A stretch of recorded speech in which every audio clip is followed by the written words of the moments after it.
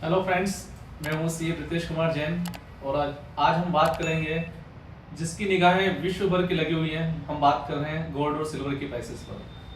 Gold और silver यदि किसी व्यक्ति इन्वेस्टमेंट करता है तो किस प्रकार से उसका इनकम टैक्स का वहां पर कैलकुलेशन अपने ऊपर नहीं है, हम समझने की कोशिश कर रहे हैं। यहाँ पर गोल्ड और सिल्वर या ज्वेलरी यदि आप फिजिकल मोड के माध्यम से इन्वेस्टमेंट कर रहे हो और उसको यदि आप सेल करते हो तो वित्तीय वर्ष 25-26 के अंदर थोड़े से कानून अलग है, उसको जानने की यहाँ पर हम कोशिश करेंगे।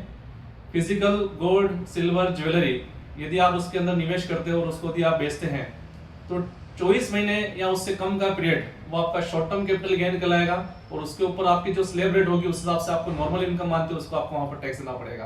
और यदि वही निवेश आपका 24 मंथ से ज्यादा यानी कि 24 महीने से ज्यादा यदि आपने होल्ड करके उसको बेचा है तो वो आपका लॉन्ग टर्म कैपिटल गेन की तरह कैलकुलेट होगा। और इस बार यहाँ पर आपको कोई इंडेक्सेशन का बेनिफिट नहीं मिलेगा, फ्लैट रेट 12.5% के हिसाब से आपको यहाँ पर टैक्स देना पड़ेगा। वहीं यदि आप एमसीएक्स के माध्यम से गोल्ड और सिल्वर के अंदर इन्वेस्टमेंट करते हैं, एमसीएक्स में यदि आप फ्यूचर सिल्वर और गोल्ड को वहां पर परचेस करते हैं तो वहां पर जो इनकम है वो बिजनेस इनकम की डेफिनेशन में वहां पर कवर की गई है और business income normal business income की तरह ट्रीट किया जाएगा, उसको स्पेकुलेशन नहीं माना गया।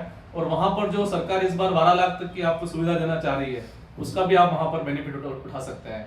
तो फिजिकल गोल्ड और सिल्वर के अंदर आपको 3% जीएसटी का भी पेमेंट करना होता है, जबकि एमसीएक्स के अंदर यदि आप गोल्ड और सिल्वर के अंदर ट्रेड करते हैं तो वहां किसी प्रकार की जीएसटी एप्लीकेबल नहीं होती है।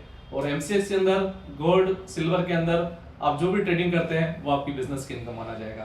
तो ये विशेष पॉइंट आप अपने फिजिकल या एमसीएक्स के अंदर जो भी व्यक्ति गोल्ड और सिल्वर में ट्रेडिंग करते हैं उनके लिए महत्वपूर्ण वीडियो है। धन्यवाद।